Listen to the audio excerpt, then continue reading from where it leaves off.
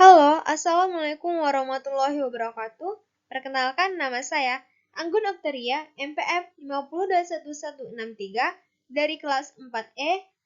Baiklah, di sini saya akan menjelaskan materi tentang elemen kurikulum 2013, kurikulum darurat, dan kurikulum merdeka. Mata kuliah telaah kurikulum dengan dosen pengampu, Pak Tio Gusti Satria, Magister Pendidikan.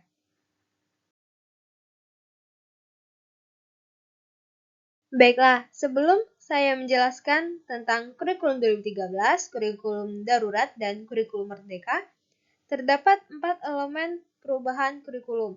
3 di antaranya akan kita bahas, yaitu standar kompetensi lulusan atau disingkat dengan SKL, selanjutnya standar isi dan standar proses.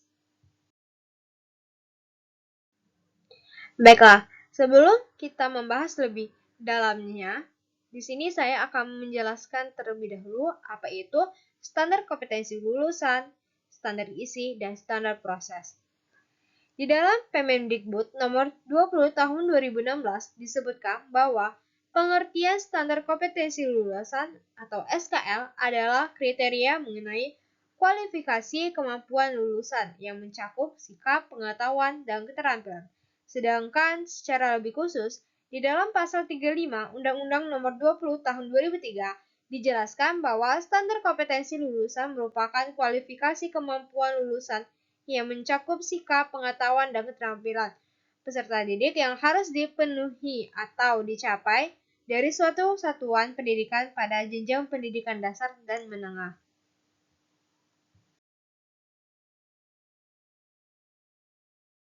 Selanjutnya, pengertian standar isi.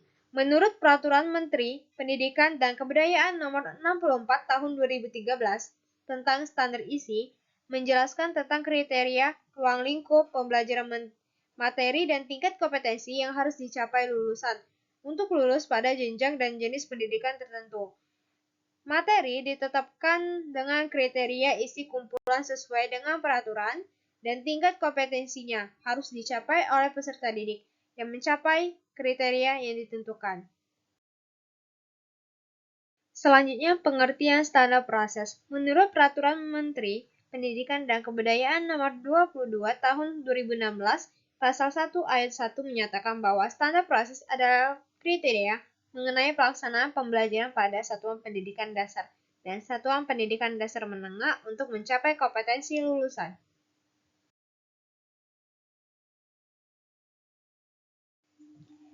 Pada kurikulum 2013 dan kurikulum darurat, terdapat 3 dimensi standar kompetensi lulusan, yaitu sikap, pengetahuan, dan keterampilan.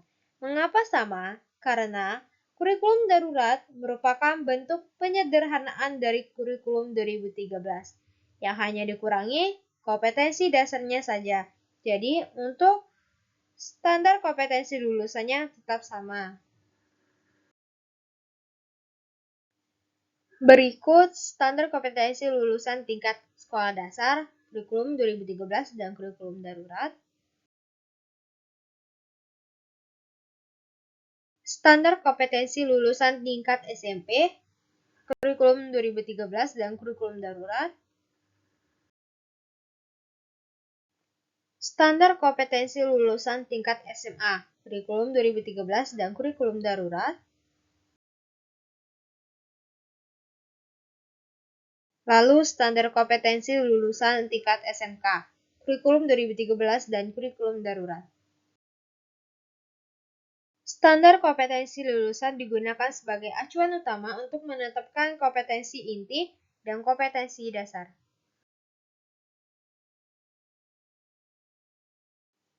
Selanjutnya, standar isi kurikulum 2013 dan kurikulum darurat. Untuk elemen standar isi kompetensi yang semula diturunkan dari mata pelajaran, kini berubah menjadi mata pelajaran yang dikembangkan dari kompetensi. Selanjutnya, standar proses.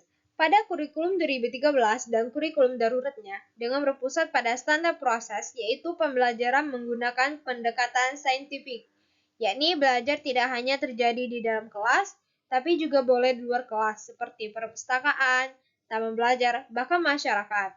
Sekitar guru bukan hanya satu-satunya sumber belajar, tapi juga dapat diperoleh dari TV, radio, internet, dan lain sebagainya.